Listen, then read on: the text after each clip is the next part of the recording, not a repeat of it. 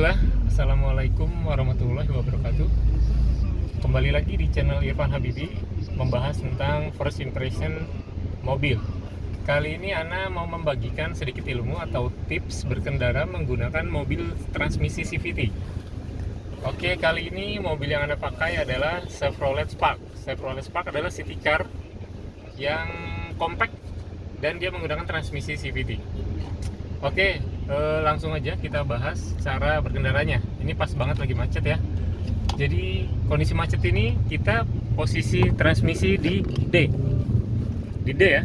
Itu bisa kita lihat transmisi kita pasang di D. Itu penggunaan transmisi harian atau kondisional setiap umum yang kita pakai. Oke, dalam kondisi macet ini gas tidak perlu kita hinjak ya. Umumnya mobil CVT di jalan datar itu akan jalan hingga kecepatan 10. Jadi kalau kondisi macet seperti ini tidak perlu banyak kita injak gas. Posisi kaki cukup di rem aja standby, kita kurangi kecepatannya dengan menginjak dan melepaskan rem. Seperti itu. Nah, seperti ini. Ini kaki hanya posisinya di rem. Oke, kita rem dengan lembut, tidak perlu kasar ya. Terus yang kedua, kita jaga jarak. Jadi keunggulan berikutnya dengan kita memberikan jarak yang cukup, jadi pengereman pun menjadi lembut gitu. Oke, yang kedua, nanti ketika lampu merah, diusahakan transmisi kita rubah ke netral. Jadi nanti kalau macet yang sampai stuck berhenti atau di lampu merah yang berhentinya di atas beberapa menit, di atas 1-2 menit, itu dianjurkan untuk transmisinya kita netralkan. Jangan sampai kita standby beberapa menit atau lama di posisi D, karena si transmisi tersebut walaupun kondisinya kita rem, mobilnya transmisinya masih bekerja, dia itu ditahan oleh rem seperti itu. Jadi tidak baik untuk transmisi CVT yang sering melakukan kebiasaan seperti itu. Oke, selanjutnya nah ini contohnya ya. Terus kebiasaan yang kurang tepat berikutnya yang biasa dilakukan pengguna CVT umumnya, ketika tanjakan atau ketika bawa beban tanjakan yang cukup agak tinggi, tidak mengubah transmisi ke posisi L. Nah ini contoh, Ana rubah ke L dulu ya. Jadi posisi transmisi L ini, nih sudah di L, itu benar-benar difungsikan untuk melewati trek atau jalanan yang tidak baik, seperti tanjakan atau misalnya jalanan sedang macet tapi jalanan tersebut berbatu seperti itu, tanah. Nah ini kita gunakan di posisi L. Itu kenapa? Karena torsinya kalau L itu lebih besar dibanding yang D. Nah kebanyakan kasus kerusakan transmisi itu salah satunya karena tidak tepat penggunaan posisi D dan L. Seperti itu, ketika tanjakan banyak yang tidak merubah ke L. Jadi si transmisi dipaksa untuk mengeluarkan tenaga atau torsi yang besar, sedangkan dia tidak diposisikan di posisi L yang emang didesain buat tanjakan. Nah seperti itu yang perlu kita perhatikan.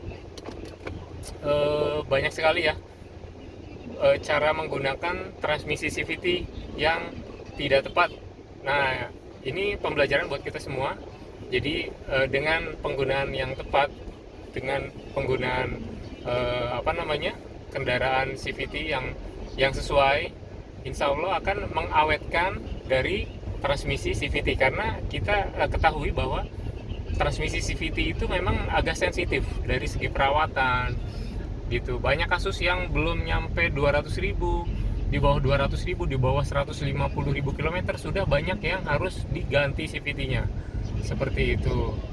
Dan untuk teknis perawatan dari CVT, bukan dari cara mengemudi juga, tentu yang nomor satu adalah dari rutin penggantian oli matic di maksimal 40.000 km. Jadi lebih baik itu di 20 atau 30. Itu idealnya. Kalau memang pengen awet jangka panjang, itu lebih baik di 30.000. Tapi kalau memang budget atau lain halnya nggak masalah di 40.000, tapi kalau bisa jangan sampai lebih. Itu banyak atau berpeluang besar CVT-nya akan bermasalah di kemudian hari. Oke, seperti itu. CVT tidak bisa kita gebos langsung kick down sampai full karena memang torsi CVT terbatas dibanding dengan AT atau transmisi konvensional. Jadi jangan biasakan kita langsung pengen mendapatkan speed 60, kita kick down sampai mobilnya transmisinya itu bekerja keras. Itu pun jadi salah satu faktor penyebab kenapa transmisi CVT sering atau umurnya pendek. Seperti itu. Jadi memang desain CVT itu adalah desain yang digunakan di kota-kota besar. Maksudnya di kepadatan seperti ini kita tidak capek, mobilnya juga nyaman karena perpindahan dari giginya itu tidak terasa. Tapi kita tidak bisa menggunakan untuk mengejar waktu, dalam artian tadi kebut-kebutan yang berlebihan atau menggunakan untuk balapan itu tidak tepat ya, digunakan dalam transmisi CVT.